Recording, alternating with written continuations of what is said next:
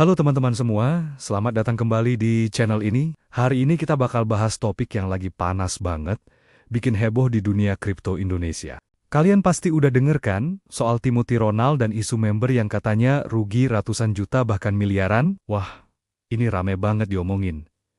Dari grup Telegram sampai Twitter, semua pada bahas. Jadi, sebenarnya ada apa sih? Dan yang paling penting, gimana kita harus menyikapinya sebagai investor atau trader kripto? Oke, kita bedah pelan-pelan ya. Buat yang mungkin belum terlalu familiar, Timothy Ronald ini kan salah satu influencer kripto yang cukup besar di Indonesia. Dia sering banget bagi-bagi insight, analisis, dan kadang juga sinyal trading. Nah, belakangan ini muncul kabar kurang sedap. Ada beberapa orang yang mengaku sebagai member grupnya, bilang kalau mereka rugi besar, sampai ratusan juta rupiah, gara-gara ngikutin sinyal atau arahan yang diberikan. Tentu aja, kabar ini langsung memicu pro dan kontra. Ada yang langsung menyalahkan, bilang ini penipuan, ini pom-pom doang, dan sebagainya. Tapi, di sisi lain, banyak juga yang membela. Mereka bilang, namanya juga trading.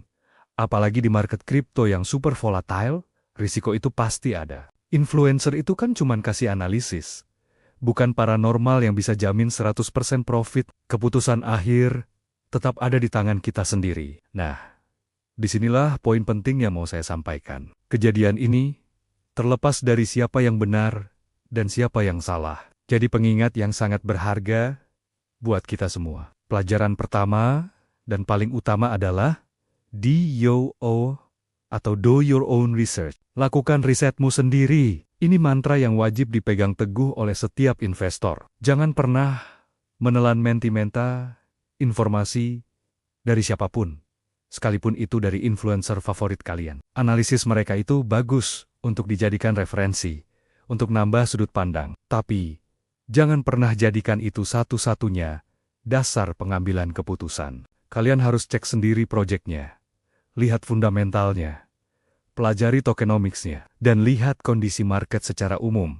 Kenapa? Karena uang yang kalian pakai itu adalah uang hasil kerja keras kalian sendiri. Tanggung jawab atas profit dan loss itu sepenuhnya ada di pundak kalian, bukan orang lain. Pelajaran kedua adalah soal manajemen risiko. Ini sering banget disepelekan, terutama sama teman-teman yang baru masuk ke dunia kripto. Tergiur sama potensi cuan gede, akhirnya all-in di satu koin, atau pakai leverage gede tanpa perhitungan. Padahal, manajemen risiko itu rem darurat kita. Tentukan batas stop loss, jangan pernah investasikan uang yang kalian tidak siap untuk kehilangan, dan lakukan diversifikasi. Jangan taruh semua telur dalam satu keranjang. Kalau saja prinsip ini dipegang, seandainya satu investasi gagal, portofolio kita secara keseluruhan masih bisa aman. Kejadian ini juga membuka mata kita tentang betapa berbahayanya FOMO, atau Fear of Missing Out.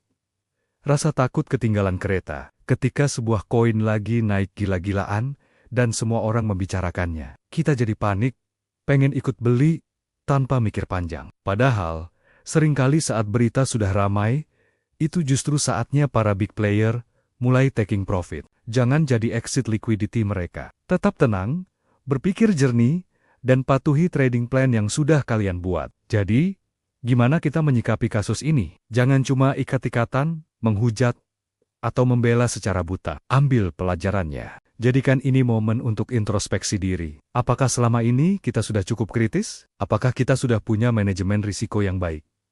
Apakah kita sering terjebak FOMO? Untuk bisa bertahan dan bahkan sukses di sini, kita butuh lebih dari sekadar sinyal. Kita butuh pengetahuan, mental yang kuat, dan kedisiplinan. Teruslah belajar. Jangan pernah berhenti riset. Dan yang paling penting, selalu bertanggung jawab atas setiap keputusan investasi yang kalian ambil. Semoga pembahasan kali ini bisa memberikan pencerahan ya. Mari kita jadi investor yang lebih cerdas dan bijaksana. Terima kasih sudah nonton sampai akhir. Jangan lupa like, komen, dan subscribe, biar kita bisa terus belajar bareng. Sampai jumpa di video selanjutnya.